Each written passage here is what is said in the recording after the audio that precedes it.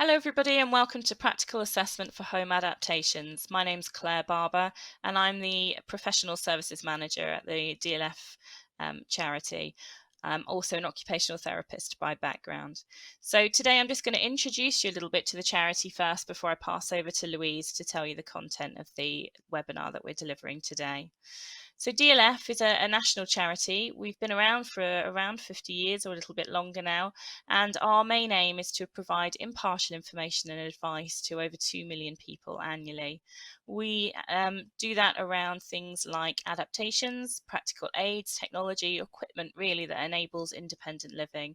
And our motto is adding life to years through practical advice. We do this through a number of sources. One of our main sites is Living Made Easy, which some of you may have already seen or come across or use regularly. It's an online marketplace with over 10,000 products from 950 retailers, and it provides advice, articles, case studies, guides to choose equipment, and you'll find aids that can be purchased through the site by clicking on and taking you to the local retailers that you can purchase it from, or national retailers that you can purchase it from. I'm happy to announce today that Living Made Easy actually has been launched new design last week. It's now a lot more user friendly, and it's been developed with the public in mind. So have a look. It's fantastic. It looks really good now.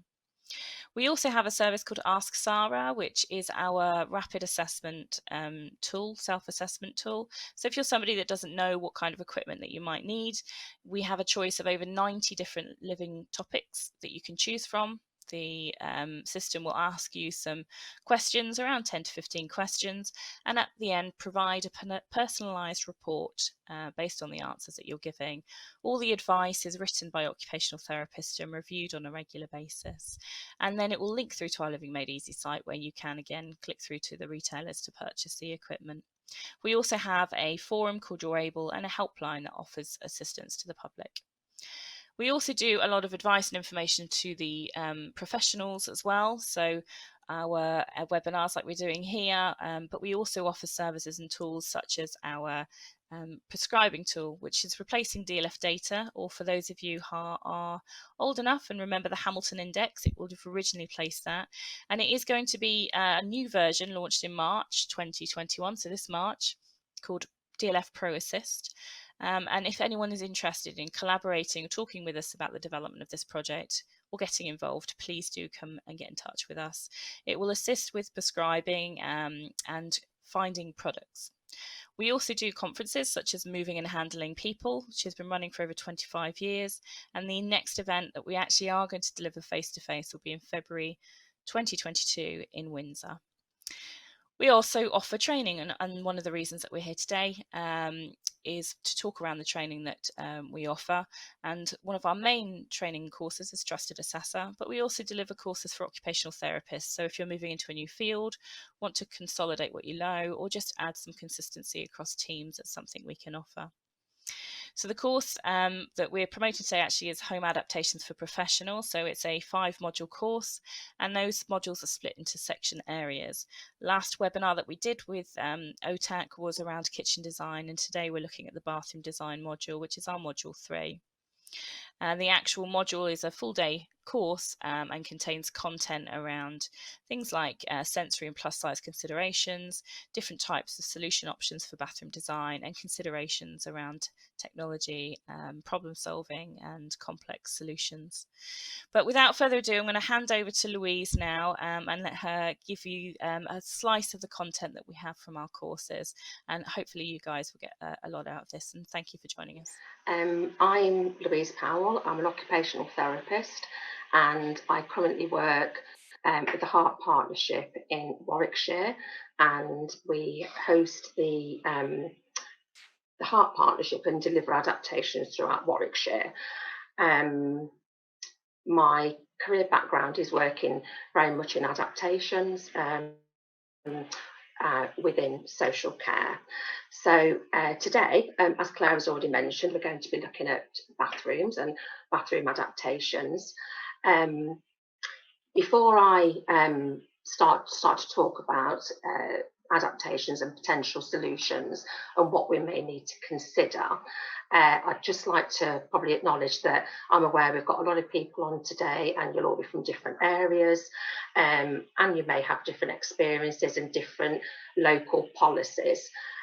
So what we're talking about today is a general overview,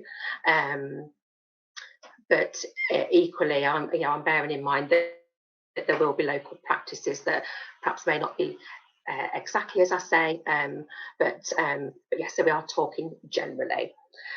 So next slide, please.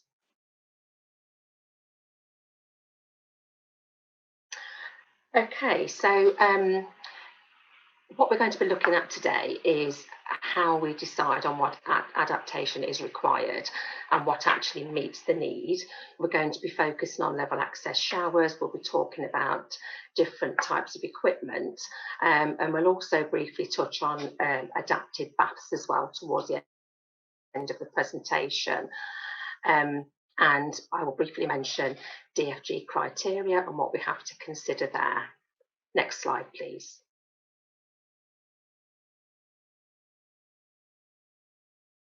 Okay, so here we see on the slide some potential shower solutions.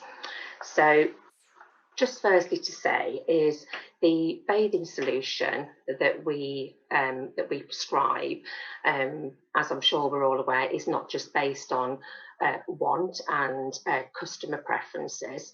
Sorry, just to mention as well, I'll use the term customer, although acknowledging that we'll have different terms for our customer service users, but for the purpose of this, I will use the term customer. So we will have customers that have different preferences, different wants, but what we're talking about today is assessed need. And we also need to be mindful of the like a staged approach to our prescribing.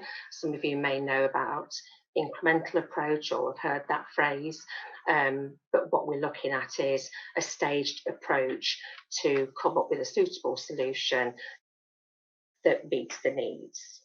So on the screen, you'll see overbath shower, shower cubicle, low-level showers with a shower tray, level access showers, and then wet rooms. I'm just going to touch on those. So with an overbath shower, what we have to think about here is in some cases it may not be necessary to completely remove the bath because somebody may be able to use an overbath shower with a shower board, for example, to sit on to be able to safely transfer in and out of the bath.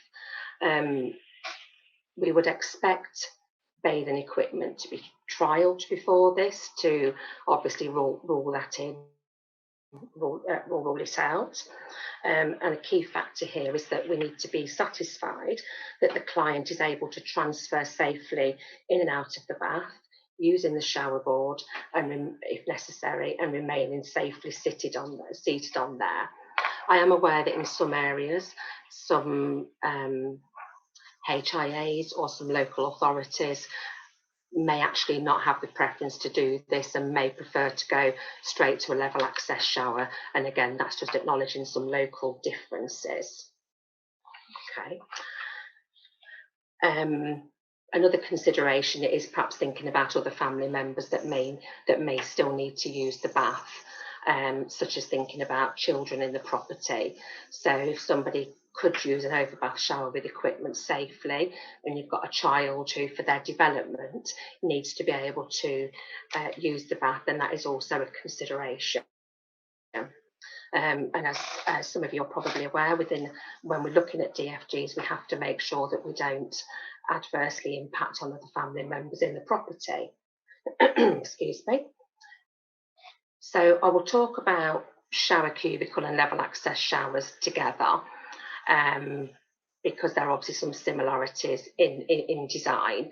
So what we have to think about with the shower cubicle and the low-level access showers, the low-level showers, is that there is a lip, and obviously with the shower cubicle and the low-level shower, the lip is different in the height. But what we have to think about here is the long-term needs as well. So we need to be satisfied that if this is what we're prescribing, then this will meet the foreseeable needs. So if somebody had a degenerative condition, you may not be considering this, because actually, from a long-term needs point of view, in a couple of years, they may not be able to access it. So that's what we have to think about there. We also have to think about the fact that they're not suitable for wheeled commodes or wheeled shower chairs. So if somebody is using a wheeled piece of equipment, obviously they're not going to be suitable for the shower cubicle or the low-level access showers. In my experience, sometimes a shower cubicle or a low-level shower has to be considered due to drainage issues, maybe in blocks of flats, high-rise towers, and so on.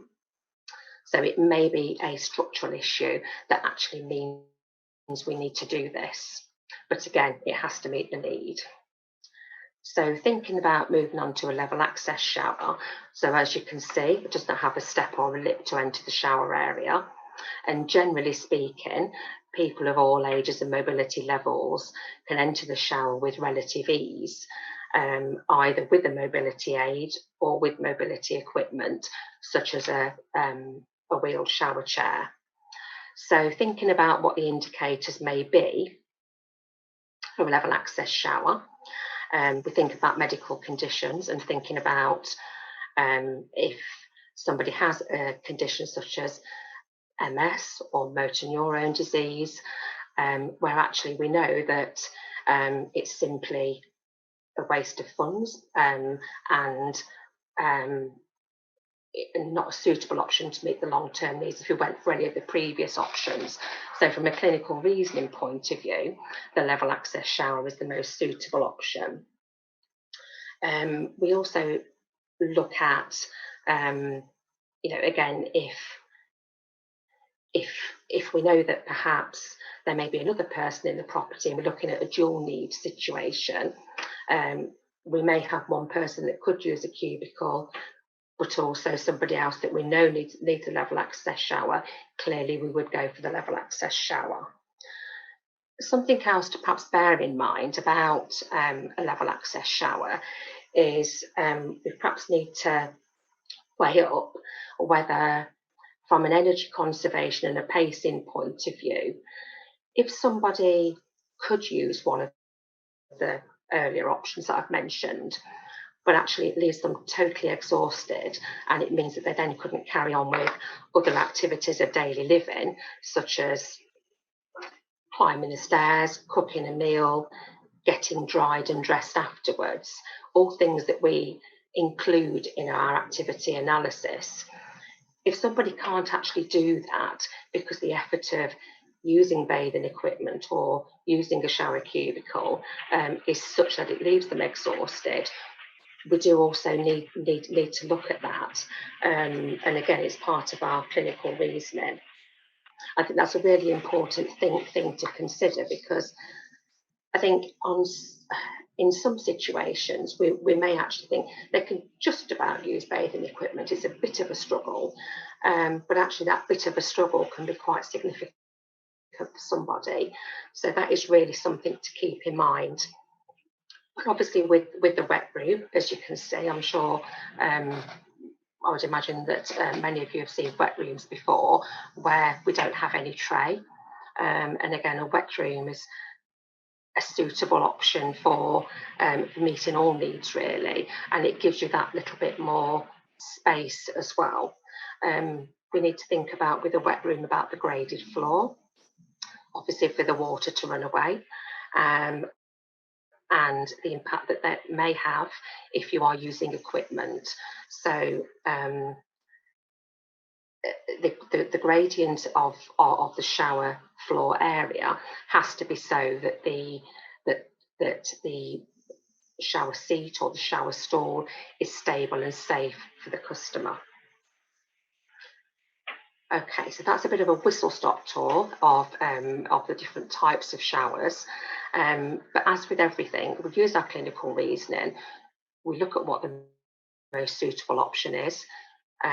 We take into account customers' needs. other people in the property, and again, thinking about how long this adaptation will meet the person's needs for. With everything we do, we have to remember that we should be meeting long-term needs. And also just a little touch on the DFG eligibility. We need to make sure that it's necessary and appropriate. So the necessary, is our clinical assessment. Does the person actually need it? And is it appropriate to do it? And is it reasonable and practicable? So is it technically possible? The practicable side of it, could it be actually, it's necessary, it's appropriate, but from a practical point of view, the person lives on a 10th-story flat with access issues. So that's when you're considering your practical section. Okay, so next slide, please. Okay, so on the next slide, we've got just a couple of pictures of a shower toilet cubicle and a dryer adaptation. And again, these may not be adaptations that you see commonplace, not as much as you'll see a level access shower, but again, it's just highlighting that these are solutions that are available. So when you look at the toilet shower cubicle, it is a good solution for some situations. So a case study of this, of when this may be suitable, is perhaps where you have somebody that lives downstairs, lives in a large bedroom. They live all in one space in this bedroom. They've perhaps been doing it for a little while, and they have Parkinson's disease. And based on their condition, using your clinical reasoning, you've ruled out a stair lift to get to the bathroom upstairs. So therefore, you're ruling out a stair lift, which means that you're not going to adapt the bathroom upstairs. So quite a good solution in that situation could be to have a shower toilet cubicle, as you see in the first picture.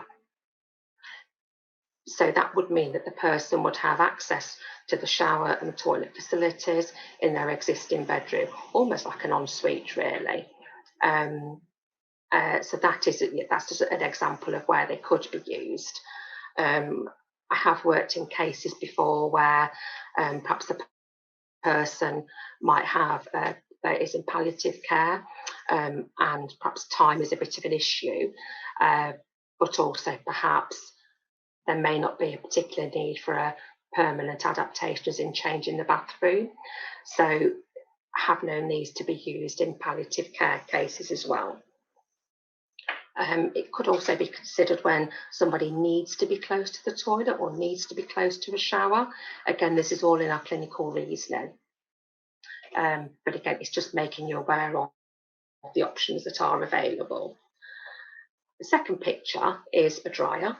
So again, not something we perhaps see very often, but it's just highlighting that these are items that are available in bathroom adaptations. So this could be used for when conventional towel drying isn't an option for the person. So a case example of this could be a plus size person that perhaps has skin folds that could have resulted in a skin condition, which means drying may be difficult and maybe aggravate a skin condition. So that's a case example where I've known a dryer system to be used. They're very effective. They do dry the whole of the body rather quickly.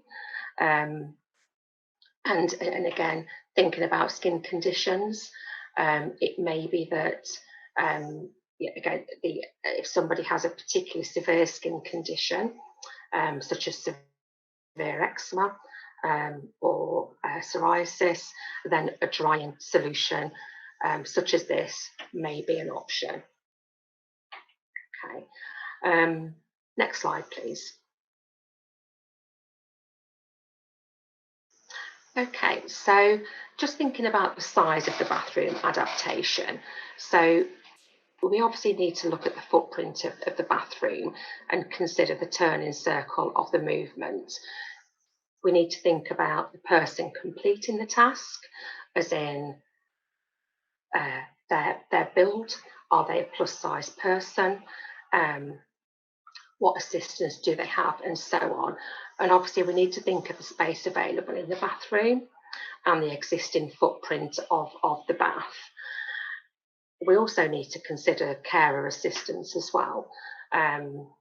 If somebody has carer assistance in the shower, so it may be that you would look for a bigger footprint, a bigger size area for the shower if you know that somebody is a plus size person and has a larger piece of equipment and also has a carer to assist.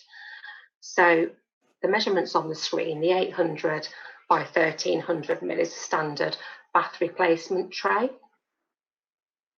The second one, 1000 by 1000, is generally used for somebody who's mobile and is perhaps going to be seated in the shower. The 1200 by 1200 is generally for a static shower chair, if you need to use a static shower chair in the shower. The larger size, 1500 by 1500, would generally be considered when you're looking at a larger tilting space shower chair, which we'll come to a couple of slides down. Or it may be that you need a shower cradle or a trolley in there. But generally, if you're using 1500 by 1500, it will be because you need a larger piece of equipment. Okay, next slide, please. Okay, so shower screens and door solutions. Okay, so when we think about the shower screens, if we look at what's on the picture, when we're looking at half height shower screens, we're predominantly thinking about the care and need for this. So if the person is having carer assistance, obviously we don't want the carer to get soaked. They need to be able to lean over to help the person. Also, we don't want the water to flood out, obviously because of the obvious health and safety issues. So the half-height fixed shower screens give safe access for carer support. The screens keep the water inside. On the middle picture, the second picture, you've also got a mobile shower screen. Again, these tend to be less popular because they tend generally not to be as flood secure as the fixed shower screens, but sometimes people find it a little bit cumbersome to move around, got to find somewhere to store them, etc. But again, it's just highlighting that there is an option. Standard fixed shower screen that you or I might have in our property, we generally do not recommend them simply because of the safety and the entrapment risk. It impedes the access for carers as well. So if you're thinking about carer support and thinking about, if you picture that third photo, if you picture somebody in there that needs carer support, it would be very difficult for somebody to actually get in and help them. And it also can impede access for equipment as well.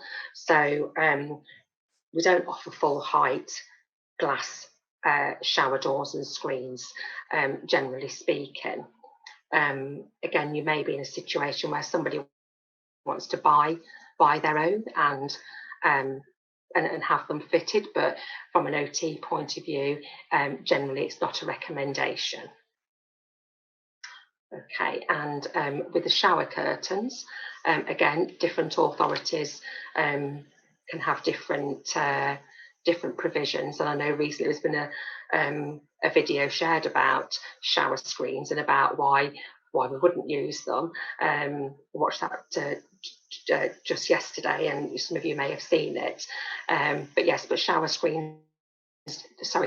curtains generally a little bit frowned upon, but sometimes perhaps personal preference, somebody might want those, but again, they could be used in conjunction with half-height shower screens as per the first photo. Okay, next screen, please. Okay, so we've talked about the footprint. We've talked about the different types of showers. We've talked about our shower screens. So now we need to think about our shower seating. So again, our clinical reasoning will help us decide what type of shower seat or stool we actually require. Again, in some organisations there might be standard preferences, but when we look at the options on the screen, our wall-mounted shower seats are generally for when you might have ambulant people who are also going to be using the shower, so that the seat can be popped up out of the way and give access to other family members that are using the area too. The drop-down shower seats can be an option. However, you do have to consider stability. You have to consider the weight of the person, and generally speaking, a plus size person is unlikely to be able to use a drop down shower seat, but they can be an option for some situations. And again, I'm aware that some local authorities and some boroughs fit these as standard, and some don't fit them at all. So again, local preferences. When we think about static shower seats, it's a quick, easy option, and can also be changed for different types of seating if needs change. So as opposed to a wall-mounted shower seat, which is then fixed, if you've got your removable static shower seat or stool and needs change, it's easy just to pop that out and change for a suitable one. Okay, so we also need to think about whether we need a back support on the chairs, or do we need hand support on the side. We need to consider sitting balance and trunk control, because obviously to sit on a shower stool, as we can see on the top of the first two pictures, on a shower stool or a shower stool with arms, you have to have a degree of sitting balance. We also have the more specialist shower chairs, where you might have a commode pan underneath. That might be an identified need. Okay, next slide, please. Okay, so looking at a standard freeway shower chair and commode, and a tilting space shower chair. So again, with the grey freeway shower chair on the left, we see an attendant propelled one on the slide. So again, something that is fairly easy to add accessories to that are needed. And we would consider this if an attendant propelled shower chair is required. And again, you can pop the commode pan under those seats. The chair on the right is a tilting space chair, where you might be considering that somebody hasn't got adequate trunk control, or they have a particularly clinically complex situation where you may need to use one of these. So again, the tilting space shower chairs provide excellent postural management, and you can have the add-ons such as the thoracic support, the lateral support, foot straps, and so on, calf straps, again a commode pan. But your clinical reasoning will guide you to which type of shower chair you need. But just a note here that whichever shower chair you consider, you need to make sure you've got space for it. So when I mentioned a couple of slides ago about the footprint and the larger footprint of 1500 by 1500, you may need to be considering that if you're using the tilting space shower chair. Also, just to note that both of these types of chairs do have a plus size range as well. Okay, next slide, please. Okay, shower heads and hoses. So something that we probably take for granted. It's just quite a simple component to the shower, really, compared to everything else that we've talked about. But it is important, and it is something that you have to consider. So again, thinking about people that may have sensory issues, that actually don't want to have the shower running down over their head, particularly if you're prescribing for a child, you need to consider the pressure of the water, the impact of water coming down on somebody's face and head. So if you are aware through your clinical assessment that that's something that that you have to consider, or your assessment tells you that there is a specific sensory need, you need to think about the type of shower head. You also need to think about the length of hose, particularly if you have a carer support, because if the carer is taking the shower head off the main unit to shower the person, then the shower hose is going to need to be long enough to be able to do that. Generally speaking, you'd be looking at a 2-metre shower hose to enable a carer to shower somebody. But again, different situations might dictate different shower lengths. Also think about people who may have some dexterity issues, and whether you may need to consider a different type of shower head for any reason.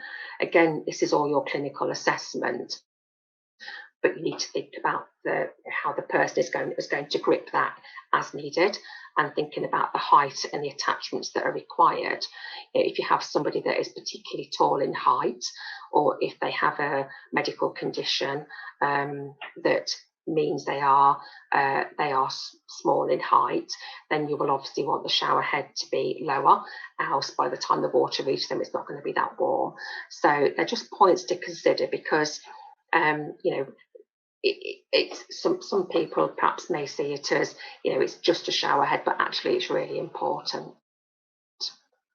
Okay, next slide, please. Okay, flooring. Now, again, generally speaking, when we think about wet rooms and level access shower rooms, generally speaking, you'd be thinking about perhaps Altro flooring, and that's what perhaps we all may know as the option that we use. So what we have to consider is that the floor needs to be non-slip. So we could be looking at Altro flooring, we could be looking at non-slip matting. But as I say, the most common option is to have the Altro flooring within the adaptation. The picture on the right with the white tapes, again, we need to think about whether there's any sensory issues, any contrast issues, and again, colour might come into this, visual impairment, and so on. So the white tapes on the floor are particularly useful for enabling somebody to feel where they're standing, so they know particularly where they are standing in the bathroom, and also helping with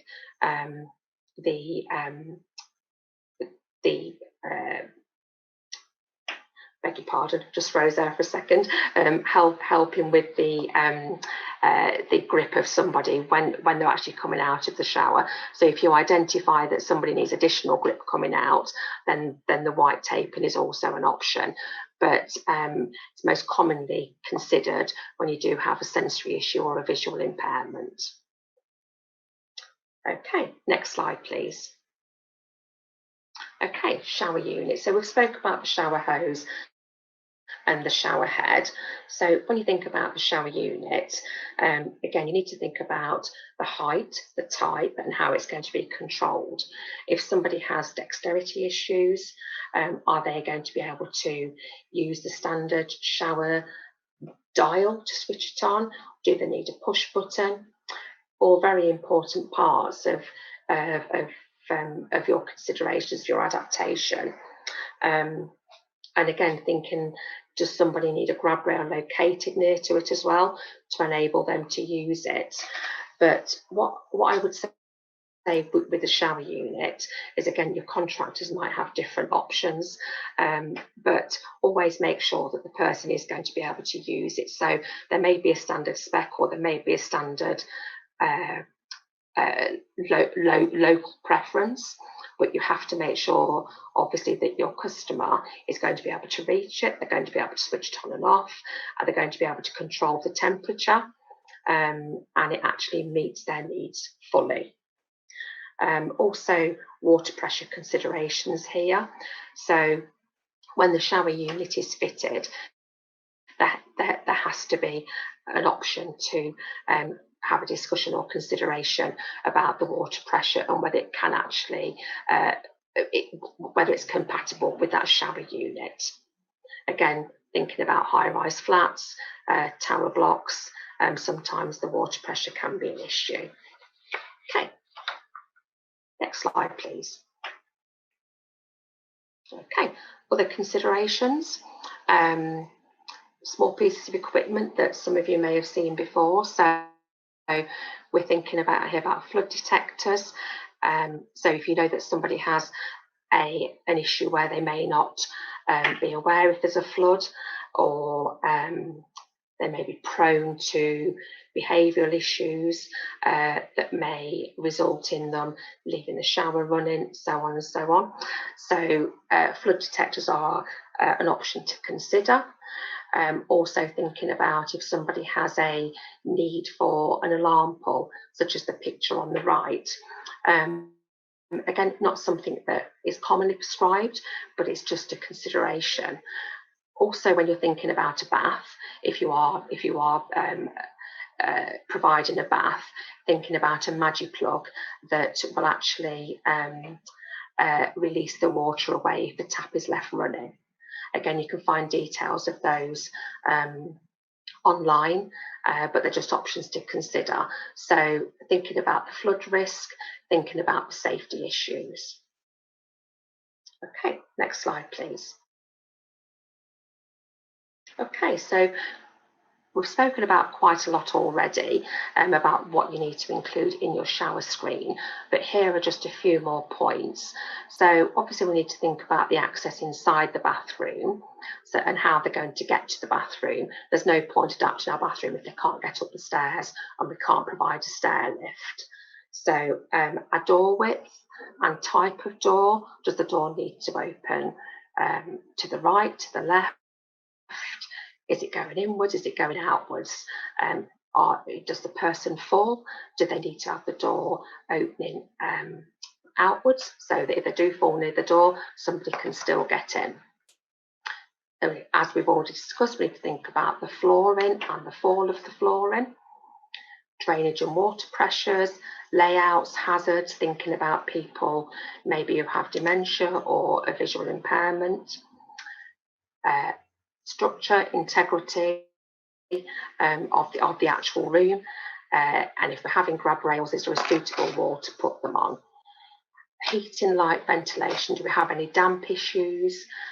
Do they need addressing? And vision, contrast, thinking about the colour of grab rails, the colour of flooring, the colour of toilet seats. Again, lots of information on the DLF website about that, very, very useful. Use of equipment we've already talked about, but we also need to consider toilet equipment, and we also need to think about the impact of change and others in the home. So earlier on when we was talking about the drop-down shower seat, for example, that's an example of considering other people who are in the home that are going to be using the shower. And then also we need to think about our plus size customers that may need additional adaptations or additional considerations within their adaptations. So obviously there are lots of things to consider in your shower scheme, but that's just an overview of your main points to consider. Okay, next slide, please. Okay, so again, we've spoken about seating, but type and location of rails. Again, thinking of contrast, whether you need a different colour rail. but also where do you actually need them? By the toilet, in the shower, height, position, and so on. The shower unit we've considered. Again, care assistance. If somebody does need care in the shower, this must be considered in your adaptation. Okay, the privacy. That is just thinking about, is there a window that may need changing because it's an open, a clear glass. It may need to be changed for opaque glass. Okay, and we've considered the shower location of the tray. Okay, next slide, please. Okay, now, lastly, I'm just going to touch on bathing. So now, again, bathing can be a little bit of a quite a hot topic to discuss, and if we had more time and we were in a classroom situation, we would have quite a healthy debate on this, I'm sure. But in some situations, a bath may be required, and again, we have to consider that bathing in some situations may be a solution, particularly with children. But what we have to consider is the impact of that. So again, what is the clinical need for a bath? And thinking of your clinical reasoning with the health condition. Would it meet the needs long term, or would it meet the needs for now? But actually, if the condition changed, they wouldn't be able to access it. And that is obviously the main thing that local authorities would generally look at, is if you're going to provide a bath, would it meet a long-term need? Perhaps consider, are they value for money? They can cost, sort of generally between 1 and 3,000 for a sort of standard bath like you see in the top left picture, but equally some can cost a lot more. But when you look at the height difference on the pictures on the slide, you can see the height difference that's needed to actually get into that adaptive bath compared to the low-level shower trays that you see on the slide, and the wet room where there is no lip. But we do have to think about, would they meet the needs long term? And again, in some cases they may, like I say, particularly with children. Next slide, please. Okay, just an example here of a range of adaptive baths, and some of you may have already seen some of these. I suppose some points for consideration are, when you look at the top left-hand picture, once the person is seated in the bath, they have to actually wait for that bath to fill up. So consideration would be, would they become cold? Would that make them clinically vulnerable? Would that be a difficulty? In a lot of cases, possibly yes. But when you look at the picture in the bottom right-hand corner, they're the most commonly used baths that you may see in nursing homes and a care home setting. So for those of you that work in care homes or nursing homes, residential settings, they're the type of baths you may see there, that are normally for carer assistance. But again, you also have to think about how somebody's going to get in and out of a bath, whether they need postural support once they're in the bath, such as a seating cushion. Do they need hoisted into the bath? Do we need ceiling track hoist? There's lots and lots of considerations. Generally speaking, in my experience, I've considered baths for children's cases, and it is part of a DFG adaptation. So it's not that we can't do them, but it's just like anything else, it needs careful consideration. Okay, next slide, please. Okay, so again, I've just touched on a couple of these points already. So again, we have to think about how somebody can transfer in and out of a bath, their posture, their trunk control, any uncontrolled movements. Do they need assistance? Are there any safety issues? If you had somebody with a condition that meant they experienced seizures, or jerking movements of the body. You particularly have to think about that when getting in and out of a bath, and particularly if we're having a hoist situation like we see in the picture. So there is much to consider with bathing, but again, it's not something that you rule out. And and particularly with considerations within the Care Act as well. So, but it's just on this slide, it's just points to consider if you are looking at a bath. Okay, next slide, please. Okay, so as with all solutions, we have to remember that within providing a DFG for a bathroom adaptation, the solution has to be reasonable, practicable, and appropriate and necessary.